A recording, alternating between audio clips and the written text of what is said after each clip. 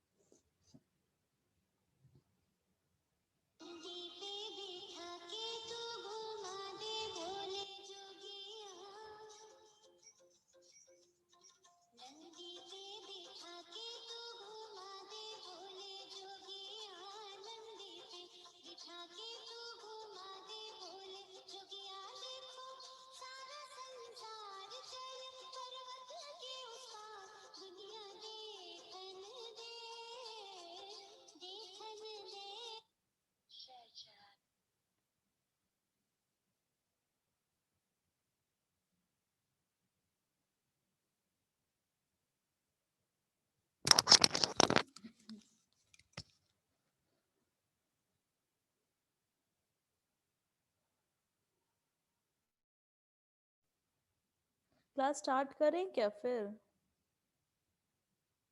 Ma'am बस 3 ही लोग हैं। आ ही नहीं रहे। हम फिर स्टार्ट कर लीजिए, क्योंकि आएंगे फिर अपना धीरे धीरे। वही बात है ना, कोई को मतलब ही नहीं है। हम कल तो काफ़ी लोग का वही टेक महिंद्रा का पेपर था। हम्म। पता है उसके बारे में आइडिया ही नहीं था बिल्कुल भी कि ऐसा कुछ है। कल एक बार भी जो क्लास में आए थे उन लोगों ने भी किसी ने कुछ नहीं बोला, तभी थोड़ा हो गया, वरना ऐसा करती नहीं हूँ मैं जल्दी से कि ऐसे अटेंडेंस रह जाए।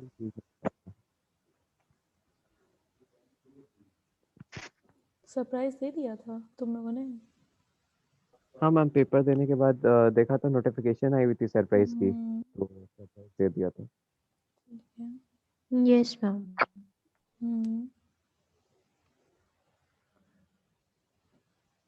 आज भी कुछ है क्या, कुछ प्लेसमेंट से रिलेटेड?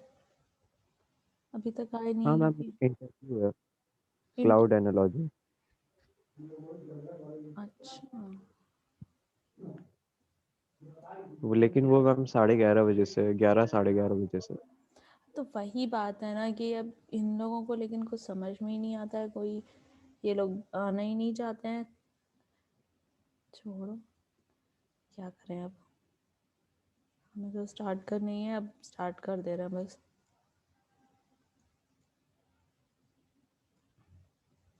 हम्म,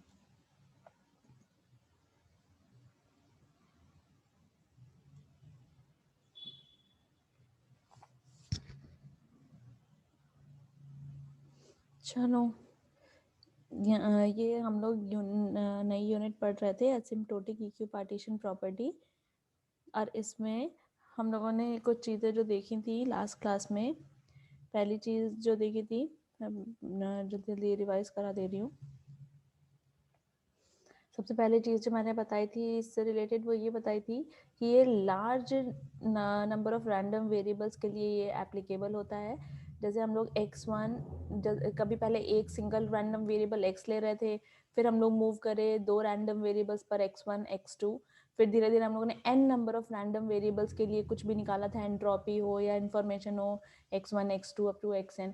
तो ऐसे ही जब xn तक जहाँ जा रहा था, तो n की वैल्यू अगर कभी बहुत लार्ज हो जाती है, बिल्कुल इनफाइनाइट को टेंड करने लग जाती है अगर, तो वहां पर आ जाता है ये लार्ज नंबर्स का कॉन्सेप्ट। ठीक है, लॉ ऑफ लार्ज नंबर्स आ जाता है, और वहां पर ये AEP का कॉन्सेप्ट आ जाता है, असिम्प्टोटिक इक्यू पार्टीशन प्रॉपर्टी का। फिर उसके बाद मैंने बताया था कि ये जो हम लोग बहुत लार्ज क्वांटिटी में जो ये रैंडम वेरिएबल्स ले रहे हैं, ये IID टाइप के होने चाहिए। IID का मतलब है इंडिपेंडेंट, आइडेंटिकल और डिस्ट्रीब्यूटेड। इंडिपेंडेंट का मैंने बताया था मतलब कि मान लो x1 x2 ऐसे लेकर के xn रैंडम वेरिएबल्स हैं अगर, तो वो सारे ही आपस में इंडिपेंडेंट होने चाहिए, कोई डिपेंडेंसी आपस में इनके नहीं होनी चाहिए इनके बीच में। आइडेंटिकल का मतलब ये बताया था कि सारे के सारे रैंडम वेरिएबल्स एक ही सोर्स से होने चाहिए, एक ही सोर्स से, सोर्स सिंगल होना चाहिए, उसी से सब जनरेशन होना चाहिए। और डिस्ट्रीब्यूटेड का मतलब बताया था मैंने कि सारे EQ प्रोबेबल होने चाहिए, सारे रैंडम वेरिएबल्स के अगर होने की प्रोबेबिलिटी बराबर होनी चाहिए। तो इस तरीके के हमको रैंडम वेरिएबल्स, यहाँ ये अजम्पशन हमारा है IID टाइप के रैंडम वेरिएबल्स हैं, लार्ज क्वांटिटी में है, तो लॉ ऑफ लार्ज नंबर्स लगेगा। फिर उसके बाद मैंने बताया था अगर इस टाइप से है कि large number of random variables हैं, वो भी IID टाइप के, तो ये वाला जो ये फॉर्मूला लिखा हुआ है ये एप्लीकेबल होगा। कैसे ये चीज, ये किसके बराबर होगा, ये चीज EX के ऑलमोस्ट बराबर होगा। मैंने बताया था इसको याद करने का तरीका, ये क्या चीज है, EX का मतलब होता है एक्सपेक्टेशन ऑफ रैंडम वेरिएबल। यहाँ XI रैंडम वेरिएबल है, जहां पर उसका I इक्वल टू 1 2 लेकर n अगर हम समेशन कर रहे हैं, तो x1 plus x2 plus x3 plus x4 up to xn, तो ऐसे सारे रैंडम वेरिएबल्स का समेशन हो रहा है, और 1/n का मतलब है कि हम उस समेशन को डिवाइड कर दे रहे हैं n से, तो समेशन अपॉन टोटल नंबर, ये चीज हमें वैसे ही एवरेज देता है। तो इस तरीके से मैंने कहा था इसको याद रख सकते हैं हम लोग, तो ये एवरेज के बराबर आ जाएगा उस रैंडम वेरिएबल के। तो E ऑफ x का भी मतलब यही होता है, एक्सपेक्टेशन या फिर एवरेज ऑफ x। ये लॉ ऑफ लार्ज नंबर्स ने बताया है कि ऐसा होता है कि ऑलमोस्ट बराबर होते हैं दोनों क्वांटिटी। फिर एक और इन्होंने बताया कि ये जो टर्म है ये पूरा का पूरा 1/n log 1 upon probability x1 x2 up to xn, ये क्लोज होता है किसके, एंट्रोपी के क्लोज होता है। इसका डेरिवेशन भी हम लोगों ने देखा था, इसको भी मैंने याद करने का तरीका बताया था कि log 1 अपॉन प्रोबेबिलिटी, ये होता है इंफॉर्मेशन, log 1 अपॉन प्रोबेबिलिटी और बेस 2 यहाँ पर रहेगा, तो ये चीज होती है इंफॉर्मेशन। और 1/n लगा देने का मतलब है फिर से हम एवरेज ले रहे हैं, ठीक है। तो एवरेज इंफॉर्मेशन को ही हम क्या बोलते हैं, एंट्रोपी बोलते हैं। तो बस वही है ये कि जब n की वैल्यू बहुत लार्ज होगी तो ये क्लोज टू एंट्रोपी होगा, और अगर यही n की वैल्यू इनफाइनाइट को कभी रीच कर गई, एकदम इनफाइनाइट, तो यही क्लोज टू की जगह पर एकदम बराबर आ जाएगा, इक्वल आ जाएगा, ठीक है। इतना क्लास क्लियर है? Yes ma'am. ठीक है। एक हम लोगों ने ये छोटा सा डेरिवेशन बस देखा था कि हम अगर अज्यूम कर रहे हैं कि x1 x2 ऐसे करते करते कुछ n नंबर ऑफ xn तक रैंडम वेरिएबल्स हैं जो कि IID टाइप के हैं, ठीक है। तो हमें ये चीज प्रूव करनी थी कि x1 x2 up to xn ये पर्टिकुलर सीक्वेंस जनरेट होए सोर्स से, इसकी प्रोबेबिलिटी, ठीक है, और उसका लॉग ले लें, मतलब एक तरीके से इंफॉर्मेशन, और ये 1 अपॉन एन एवरेज ले लिया, तो एवरेज इंफॉर्मेशन जो ये इतना है ये एच एक्स के बराबर होगा। ये हमें प्रूव करना है, वही जो ऊपर अभी हम लोगों ने देखा, ठीक है। ये इक्वल टू नहीं है, मतलब टेंस टू, देखो एरो लगा हुआ है, मतलब ये एच एक्स की तरफ टेंड कर रहा है, क्योंकि n को हम एग्जैक्टली इनफाइनाइट नहीं ले रहे हैं, बस ऐसा ले रहे हैं कि इनफाइनाइट के लगभग बराबर है, इसीलिए यहाँ पर इक्वल टू का साइन ना लगा करके एरो का देखो यहाँ पर इसलिए साइन लगाया है। ये हमें प्रूव करना है, तो हमने बताया था इसको प्रूव करने के लिए LHS लेकर के हम लोगों ने स्टार्ट करा। ये LHS हम लोगों ने लिया, इस LHS को मैंने ये बताया था कि अगर वेरिएबल्स अगर IID टाइप के हैं, जैसे x1 x2 ये वेरिएबल्स IID टाइप के हैं, तो इन वेरिएबल से बना हुआ जो फंक्शन होगा, जैसे कि ये log p और ये वेरिएबल्स, तो इससे जो बना हुआ फंक्शन होगा ये भी IID टाइप का होगा। IID टाइप का होगा तो वहां पर हम इसको इस फॉर्म में लिख सकते हैं, मतलब इस LHS पार्ट को हम समेशन के फॉर्म में भी लिख पाएंगे। तो ये x1 x2 को इन्होंने क्या करा, समेशन लगा दिया, i की वैल्यू 1 to n वेरी करा दी, और log p xi कर दिया, और -1 अपॉन n तो एज इट इज आ गया, ठीक है। अब ये जो इतना पार्ट है -1 अपॉन n और समेशन, इतना पोर्शन जो है सिर्फ इतना इतना -1 अपॉन n और समेशन, इसको हमने बताया था e भी लिख सकते हैं, तो उससे माइनस को हटा करके हाँ 1 अपॉन n समेशन, इसको e लिख दिया, log pxi आ गया। अब देखो फिर से उसी तरीके से डेफिनेशन से समझो, log px क्या हो गया, माइनस साइन लगाया गया, तो माइनस log px हो गया इंफॉर्मेशन, और e का मतलब होता है एवरेज या एक्सपेक्टेशन, तो फिर से क्या आ गया, एवरेज इंफॉर्मेशन। एवरेज इंफॉर्मेशन का मतलब हो गया hx। तो बस इस तरीके से ये थ्योरम प्रूव हो गई थी, ठीक है। फिर उसके बाद अगला हमारा टॉपिक आ रहा था टिपिकल सेट, यहाँ से हमने स्टार्ट करा था बताना अगले क्लास में कि ये चीज हो जाएगा, यहाँ से आज हम लोग को मतलब स्टार्ट करना है एक तरीके से। द टिपिकल सेट, ए ऐसे सफिक्स में एप्सिलॉन लिखते हैं और ऊपर एन लगाते हैं, ठीक है। तो ये जो क्वांटिटी है इसको हम टिपिकल सेट बोलते हैं।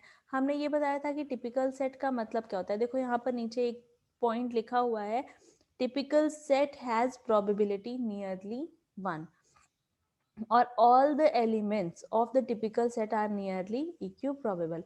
इसका मतलब क्या है, देखो हमने कल उस दिन एक एग्जांपल से बताया था कि मान लो कोई सोर्स है, वो x1 x2 x3 ऐसे करके 3 सिंबल्स जनरेट कर रहा है, कोई की प्रोबेबिलिटी 1/2 थी, कोई की 1/4 थी, फिर कोई की 1/4 थी, तो इनमें से कोई की तो प्रोबेबिलिटी थोड़ी सी 1 के नियर होती है, तो उस वो एक तरीके से टिपिकल सेट की उसमें आ गया, कैटेगरी में आ गया। तो यहाँ पर क्या है कि यहाँ एक, वहां पर क्या था जो हमने अभी एग्जांपल लिया, वहां पर एक सिंगल रैंडम वेरिएबल था जो कि x1 या x2 या x3 कोई वैल्यू अज्यूम कर सकता था। यहाँ पे एक सिंगल रैंडम वेरिएबल नहीं है, यहाँ पे n number of random variables हैं, इसीलिए यहाँ पर सीक्वेंस लेना पड़ता है। वहां पर एक सिर्फ x वेरिएबल था तो वो x1 x2 x3 वैल्यू ले रहा था, यहाँ पे कई रैंडम वेरिएबल्स हैं, तो ये वो रैंडम वेरिएबल्स हमने लिखे हैं कि वो अगर इस सीक्वेंस में जनरेट हो रहे हैं x1 x2 x3 xn तक, तो हमने बोला कि जिस भी सीक्वेंस की प्रोबेबिलिटी 1 के इक्वल होगी वो होगा हमारा टिपिकल सेट। मान लो एक सीक्वेंस तो ये है, ऐसे ही और भी कोई सीक्वेंस होगा जिसमें सपोज केवल x1 x2 जनरेट हो रहा हो, कोई सीक्वेंस ऐसा हो जिसमें खाली x3 x4 जनरेट हो रहा हो, कोई ऐसा हो जिसमें x1 x3 xn ऐसे जनरेट हो रहे हो। तो ऐसे तो बहुत सारे पॉसिबल सीक्वेंसेस हैं। तो उन सीक्वेंसेस में से केवल उन सीक्वेंस को हमें लेना है जिनकी प्रोबेबिलिटी 1 के ऑलमोस्ट इक्वल हो। तो वो सारे के सारे सीक्वेंसेस आते हैं इस टिपिकल सेट की कैटेगरी में। और जो टोटल जितने भी पॉसिबल सीक्वेंसेस हैं वो इस सेट के अंदर आते हैं। इसको हम लोग ऐसे काई टाइप से बोलते हैं ना, और पावर n लगा दिया। ठीक है, तो ये जो x इसको बोले या काई बोले, इसकी पावर n जो है ये टोटल सारे सीक्वेंसेस का जो सेट है उसको रिप्रेजेंट कर रहा है, टिपिकल प्लस नॉन टिपिकल। ठीक है, और ये जो पर्टिकुलर सेट है ए एप्सिलॉन वाला, ये सिर्फ और सिर्फ टिपिकल सेट्स इसके अंदर होंगे। ये वो सेट है जिसके अंदर सिर्फ और सिर्फ टिपिकल सेट वाले सीक्वेंसेस होंगे जिनकी प्रोबेबिलिटी 1 के इक्वल हो, और जिनकी प्रोबेबिलिटी 1 के नियर भी नहीं है वो नॉन टिपिकल सेट में आएंगे। ठीक है, इतना थोड़ा सा समझ में आया? जी मैम।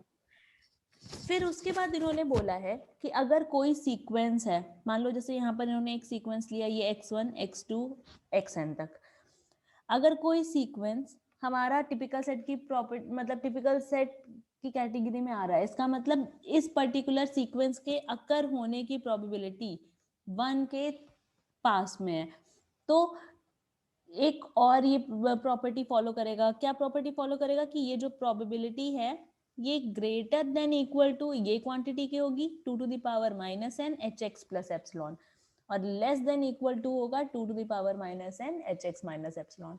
मतलब अगर कोई सीक्वेंस टिपिकल सेट की कैटेगरी में आ रहा है तो उसकी प्रोबेबिलिटी ज्यादा होगी इस क्वांटिटी से और कम होगी इस क्वांटिटी से। बस इतना समझाना है इस वाले में, ये याद करना पड़ेगा, ये एक्सप्रेशन सिर्फ याद करना। अंतर सिर्फ कहाँ है, इधर साइड प्लस लगा है और इधर साइड माइनस लगा है, बस, और कुछ डिफरेंस नहीं है।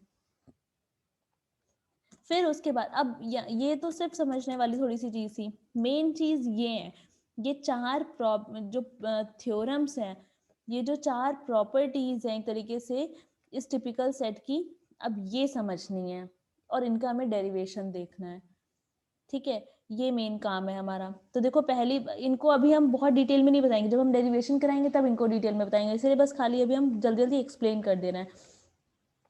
पहली प्रॉपर्टी ये कह रही है कि if x1 x2 up to xn belongs to A epsilon, मतलब ये जो सीक्वेंस है जो सोर्स से जनरेट हो रहा है ये अगर टिपिकल सेट की कैटेगरी से बिलोंग कर रहा है, मतलब इस सीक्वेंस के अकर होने की प्रोबेबिलिटी 1 के नियर है, तो ये टिपिकल सेट से बिलोंग करेगा।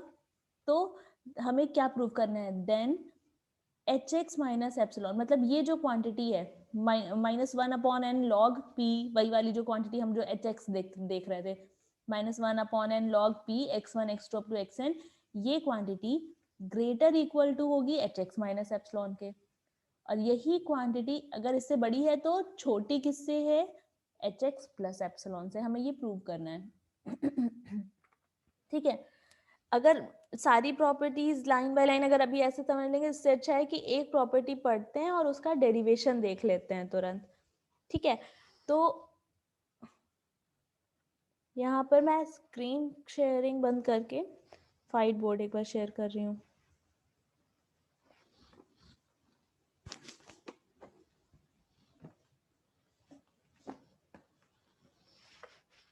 विजिबल हो रहा है ना class, white board?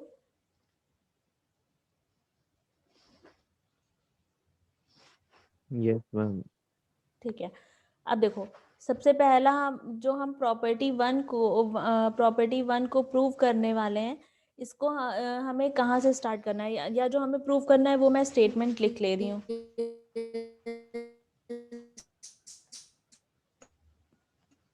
H x minus epsilon less than और equal to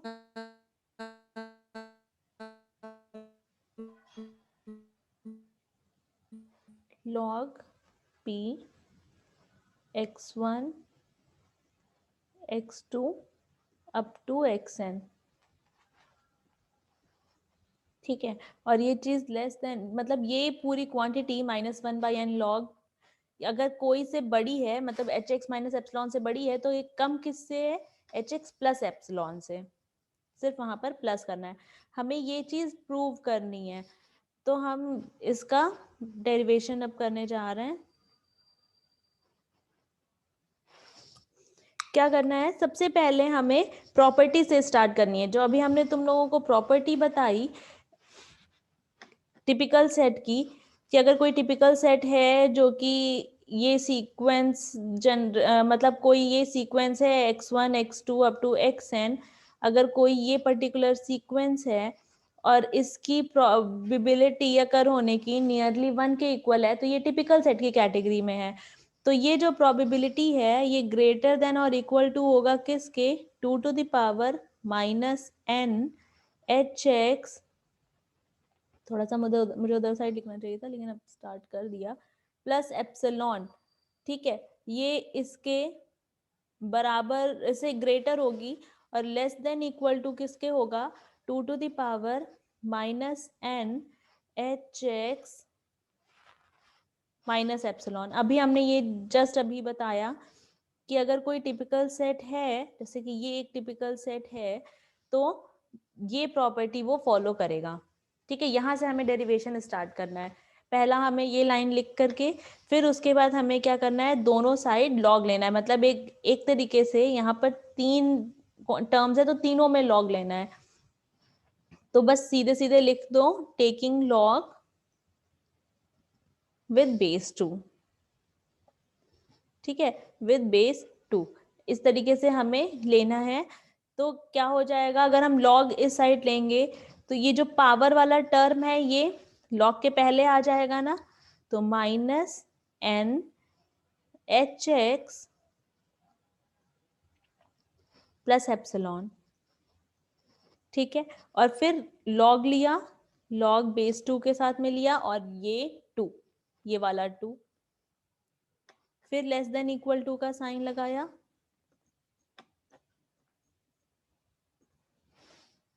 probability x1 x2 up to xn। Class ये समझ में आ रहा है? जी मैम। देखो ये हमने सही करा है ना, कि कुछ गड़बड़ करा है? हमने क्या बताया था, हम लोग को क्या लेना है, लॉग लेना है ना सारे साइड्स। तो यहाँ तो मैंने लॉग लिखा ही नहीं, log base 2।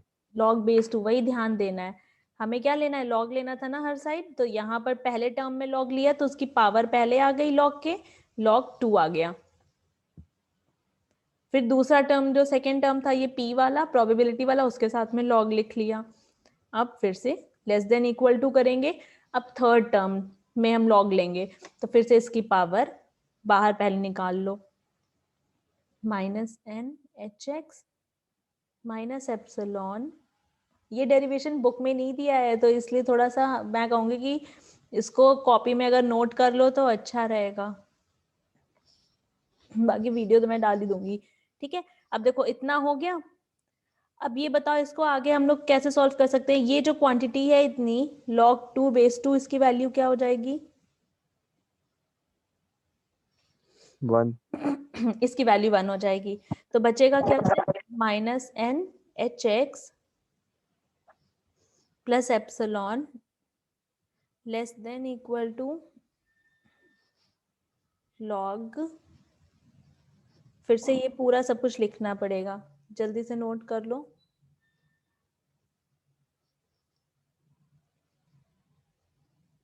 Less than equal to -n hx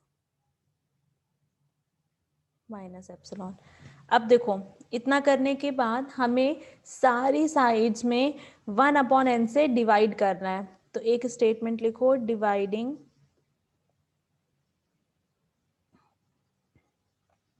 bye -1/n, ठीक है, -1/n से हमें सारी तरफ डिवाइड करना है। अच्छा एक चीज बताओ, अगर एक साइड मान लो लिखा हुआ है -2 और एक साइड लिखा हुआ है -3 और मान लो इसकी तरफ ऐसे ग्रेटर का साइन बना हुआ है, अब अगर इसमें हम -1 से डिवाइड कर दें सब जगह तो क्या हो जाएगा, ये माइनस वाली जो क्वांटिटी थी ये प्लस बन जाएगी और ये 3 बन जाएगा, और इस सिंबल का क्या होगा, साइन चेंज हो जाएगा मैम। चेंज हो जाता है, मतलब ये पलट जाएगा, ये अब इधर की साइड हो जाएगा। ठीक है, यही समझाना है कि माइनस से जब हम यहाँ मल्टीप्लाई कर रहे हैं -1/n से, तो ये n तो देखो कट जाएगा, इसमें रखिए, -1/n से करना है तो ये देखो ये प्लस हो जाएगा और ये 1/n कहाँ कॉर्नर में है, एक्चुअली कहाँ कॉर्नर, हाँ 1/n, तो ये n जाएगा और ये माइनस भी हट जाएगा, तो यहाँ पर क्या बचेगा, पहले टर्म में hx प्लस एप्सिलॉन। इतना समझ में आया, फर्स्ट टर्म से इतना आया, -1/n से हमने इसको डिवाइड कर दिया। तो अब ये बताओ इस साइन का क्या करें, हम पलट देंगे। हाँ ये पलट जाएगा, ये बताना था। यहाँ पे कुछ भी ऐसा है ही नहीं जो कैंसल हो जाए, तो ये -1/n आ जाएगा, लॉग आ जाएगा, फिर p, फिर x1 x2 up to xn। फिर देखो अब ये अगेन ये वाला sign less than equal to है तो ये भी पलट जाएगा, ग्रेटर इक्वल टू हो जाएगा। ठीक है, एक मिनट रुको, अंशु कॉफी भी दे दो तुम्हारी यहाँ रखी है, वो भी नहीं ले लेना, तो ले लेना ना। फिर से देखो ये -1/n जो है, ये जब डिवाइड करेंगे -n से तो ये भी कैंसिल हो जाएगा और बचेगा क्या, अरे यार ये हटो, hx माइनस एप्सिलॉन, बस इतना बचा। अब देखो हम लोग को जो प्रूव करना था वो ये आया है कि नहीं आया है, ये जो क्वांटिटी थी -1/n लॉग प्रोबेबिलिटी, तो -1/n लॉग प्रोबेबिलिटी, ये लेस देन इक्वल टू होना चाहिए किससे, hx प्लस एप्सिलॉन से, तो ये देखो लेस देन इक्वल टू है hx प्लस एप्सिलॉन से, आ गया ना, और ग्रेटर होना चाहिए माइनस वाली वैल्यू से, तो ग्रेटर है इससे। बस इसको चाहो तो ऐसे जैसे ऊपर लिखा हुआ है प्रूफ वाले में उस तरीके से लिख दो, लेकिन प्रूफ तो हो गया ना। ठीक है, यहाँ पर पूरा नहीं लिख पाऊंगी यार, इसमें बहुत मुश्किल होता है लिखना। ये डेरिवेशन समझ में आया सबको? Yes ma'am. ठीक है, इस तरीके से हम लोगों ने पहली प्रॉपर्टी को प्रूव कर लिया। ये पता नहीं स्क्रीन शेयरिंग पॉज हो गई, प्लीज मूव दिस, क्या लिखा है, विंडो अवे फ्रॉम, ये तुम लोग को पीडीएफ दिख रहा है, ये जो मैंने अभी खोला है, नहीं दिख रहा? नहीं मैम। ठीक है, ये मेरे ख्याल से केवल यही दिखेगा। मैम स्टॉप शेयरिंग करके फिर से शेयर कर दीजिए।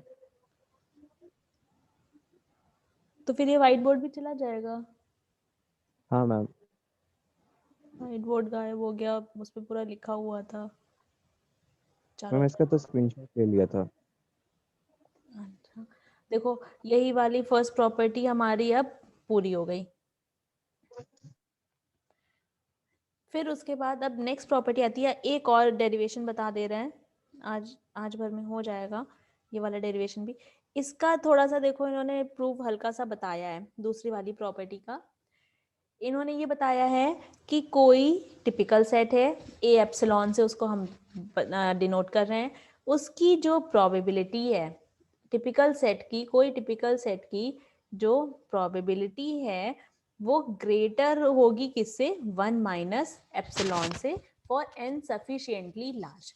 एप्सिलॉन एक बहुत ही स्मॉल सी क्वांटिटी है, कोई 0 के आसपास उसकी वैल्यू है, तो 1 में से कुछ बहुत स्मॉल सी क्वांटिटी कम होगी, मान लो 0.1 या 0.001, तो वो भी नियरली 1 के ही इक्वल कोई वैल्यू आएगी।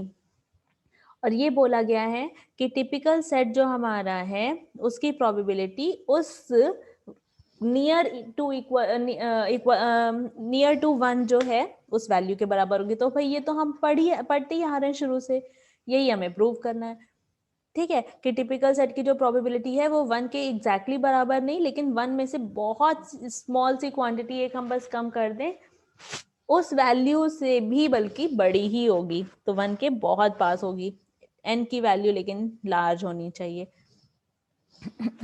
इसका हमें डेरिवेशन करना है। इसके डेरिवेशन के लिए देखो थोड़ा सा बस उस टाइप का करना है, यहाँ पर मतलब कोई वैसे बहुत ज्यादा वैसा डेरिवेशन नहीं है, लैंग्वेज वाला डेरिवेशन ज्यादा है। चलो अच्छा ये तो आ रहा है, पहले इसको मैं इरेज करूं,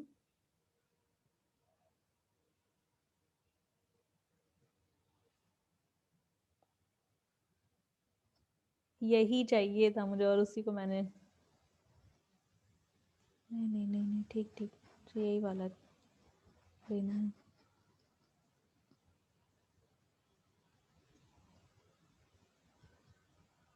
एक मिनट,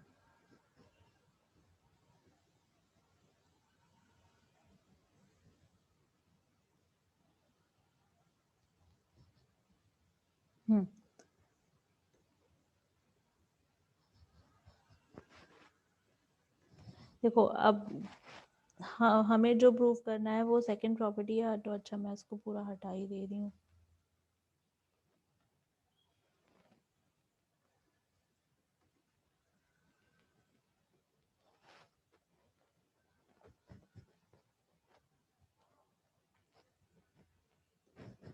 सेकंड प्रॉपर्टी इस बार जो हमें प्रूव करनी है वो ये है कि प्रोबेबिलिटी ऑफ कोई टिपिकल सेट, ये टिपिकल सेट है, इसकी प्रोबेबिलिटी ग्रेटर ही आएगी 1 माइनस एप्सिलॉन, 1 में से एक बहुत ही स्मॉल क्वांटिटी भी अगर हम घटा देंगे तब भी जो वैल्यू आएगी, सपोज आ रही है 0.98, तो उससे भी कुछ बड़ी ही आएगी इसकी probability for N sufficiently large, ठीक है। इसके प्रूफ के लिए सबसे पहले तो देखो हमें यहाँ से स्टार्ट करना है, जो अभी हमने प्रॉपर्टी 1 से डेरिवेशन करा है ना, जो लास्ट आउटकम आया, तो फ्रॉम प्रॉपर्टी 1 ऐसे लिख करके करना, फ्रॉम प्रॉपर्टी 1, क्या थी property 1, -1 upon n log p of x1 x2 up to xn, ये जो है ये कोई से तो बड़ा है, किससे बड़ा है ये, hx माइनस एप्सिलॉन से, और जिससे छोटा है वो है प्लस वाली वैल्यू। अब देखो हमें केवल इतना पार्ट लेना है, डेरिवेशन स्टार्ट करने के लिए पहले प्रॉपर्टी 1 लिखना और केवल इसका ये लेस देन वाला पार्ट लेना, ठीक है। तो इसमें हम hx को अगर इधर लेफ्ट हैंड साइड ले आए तो ये क्या बन जाएगा, -1 upon n log probability x1 x2 up to xn, है ना। और ये hx इधर आ गया, मान लो यहाँ हमने इसको शिफ्ट कर दिया इधर RHS साइड, और फिर वापस से ये लेस देन वाला साइन लगा दिया और एप्सिलॉन लिख दिया। ये कर सकते हैं नहीं कर सकते, हम कर सकते हैं। ये हो गया ना, बस इतना ही लिया, इसको अवॉइड कर दिया, इधर वाले को नहीं लिया। अब इतना करने के बाद देखो हमने जब प्रॉपर्टी 1 प्रूव करी थी तो हमने ये माना था कि ये जो है ये सीक्वेंस ये टिपिकल सेट की कैटेगरी का है। अगर ये टिपिकल सेट की कैटेगरी का है तो इतना जो पार्ट है ये एक मिनट, ये मैंने गलत कर दिया। अच्छा देखो ये जो लिखा है ये हम लोग इसको जस्टिफाई भी कर सकते हैं, कैसे जस्टिफाई कर सकते हैं इसको जल्दी से देखो, ये कैसे जस्टिफाई हो पा रहा है। ये जो पहली क्वांटिटी लिखी है -1 upon n log p x1 x2 up to xn, अभी हमने देखा ना कि ये नियरली इक्वल टू hx है, नियरली इक्वल टू hx, और आगे लिखा हुआ है -hx। तो अगर hx और hx आपस में ये कैंसिल हो जाएंगे तो क्या मिलेगा हमें, कुछ नियरली जीरो के आसपास की वैल्यू मिलेगी नहीं मिलेगी, अगर ये यस मैम। नियरली hx है। तो हमने क्या बताया कि ये एप्सिलॉन जो है वो भी तो 0 के आसपास की ही कोई वैल्यू है, और यहाँ से कटने के बाद ये इतनी स्मॉल वैल्यू मिलेगी कि ये एप्सिलॉन से भी बल्कि कम ही आएगी। तो ये समझ में आया कि ये सही लिखा हुआ है स्टेटमेंट, ये गलत नहीं है। ऐसे और इसको 0 दोनों बराबर ही नहीं हो जाएंगे? कौन दोनों? मैम नियरली 0 है तो फिर उसको हाँ 0 ही कंसीडर लेते हैं, नहीं और नहीं एप्सिलॉन तो नहीं नहीं नहीं, नियरली 0 इसको लेस देन 0 नहीं लिख सकते ना, इसको एप्सिलॉन एक क्वांटिटी ले रहे हैं कि क्योंकि ये एकदम भी एप्सिलॉन है या डेल्टा है, हम लोग को बहुत स्मॉल वैल्यू को दिखाने के लिए इसको लेना है। मतलब ला 0 नहीं ले सकते। नहीं, और लार्ज वैल्यू को दिखाने के लिए 1 माइनस डेल्टा या 1 माइनस एप्सिलॉन, मतलब लार्ज वैल्यू का मतलब 1 के आसपास की वैल्यू को दिखाने के लिए। ठीक है, जी मैम। तो ये इतना जब बन जाएगा तो इसको एक ऐसे ब्रैकेट में बंद करना है, और इस पूरे को अब हमें एक टिपिकल सेट मानना है, क्योंकि ये इतना सा पोर्शन जो है वो टिपिकल सेट है, तो ये बोला जाता है कि ये पूरी की पूरी क्वांटिटी भी टिपिकल सेट के बराबर है, टिपिकल सेट ही है। मतलब अब इसकी अगर हम प्रोबेबिलिटी निकालें, इस पूरे के पूरे की अगर प्रोबेबिलिटी निकालें तो टिपिकल सेट की प्रोबेबिलिटी 1 के बराबर आती है, या 1 से मतलब 1 के बहुत आसपास आती है। तो इसको हम लिख देते हैं 1 माइनस डेल्टा। यही हम समझाना चाह रहे थे कि देखो, फिर से समझो, ये अगर पूरी की पूरी क्वांटिटी टिपिकल सेट है हमारी, तो इसके अकर होने की जो प्रोबेबिलिटी है वो नियरली इक्वल टू 1 होगी, नियरली इक्वल टू 1 होगी, लेकिन एग्जैक्टली 1 नहीं होगी। तो 1 में से अगर हम एक बहुत स्मॉल क्वांटिटी को भी घटा दे रहे हैं, तो मान लो 0.98 करके भी कुछ हाई है वैल्यू, तो उससे भी ज्यादा ही आएगी इस टिपिकल सेट के अकर होने की प्रोबेबिलिटी 1 के और आसपास। तो इस तरीके से हम ये लिख सकते हैं, बस यहाँ इतना ही करना है, और डेल्टा को रिप्लेस कर देना है एप्सिलॉन से। रिप्लेस डेल्टा बाई एप्सिलॉन, क्योंकि डेल्टा हमने एक अज्यूम करा है कि एक बहुत स्मॉल क्वांटिटी है जो कि 0 के बराबर है, लेकिन वो ग्रेटर देन 0 है, कोई पॉजिटिव वैल्यू ही है। तो बस यहाँ पर फिर से इस स्टेटमेंट को लिखो और डेल्टा की जगह पर एप्सिलॉन लिख देंगे, हमारा डेरिवेशन कंप्लीट। वही मैं कह रही थी कि इस डेरिवेशन में ना थोड़ा सा समझना ज्यादा है, थोड़ा लैंग्वेज वाली चीज ज्यादा है, ऐसा कोई मैथमेटिकल बहुत ज्यादा डेरिवेशन नहीं है। ये हो गया, less than equal to epsilon कर दिया, और बस ये ग्रेटर का साइन लगाकर माइनस 1 माइनस एप्सिलॉन। देखो इसमें और इसमें सिर्फ इतना ही अंतर करा कि डेल्टा को रिप्लेस कर दिया एप्सिलॉन से, और ये हमारा डेरिवेशन हो गया। इस चीज को हम क्या मान रहे हैं, इस चीज को हम टिपिकल सेट मान रहे हैं, तो इसकी जगह पर हम सीधे सीधे ए एप्सिलॉन इन जनरल लिख सकते हैं, क्योंकि टिपिकल सेट को हम इसी से डिनोट करते हैं। ये टिपिकल सेट है भी क्योंकि x1 x2 टिपिकल सेट है ना, पहले वाले डेरिवेशन में हम लोग ने अज्यूम यहाँ से करा था। तो ये वाली प्रॉपर्टी भी थोड़ी थोड़ी क्लियर हुई। Yes ma'am. ठीक है, बस इस तरीके से करना है। अब मैं एक बार स्टॉप शेयर कर रही हूँ और जल्दी से एक बार स्क्रीनशॉट ले लूँ।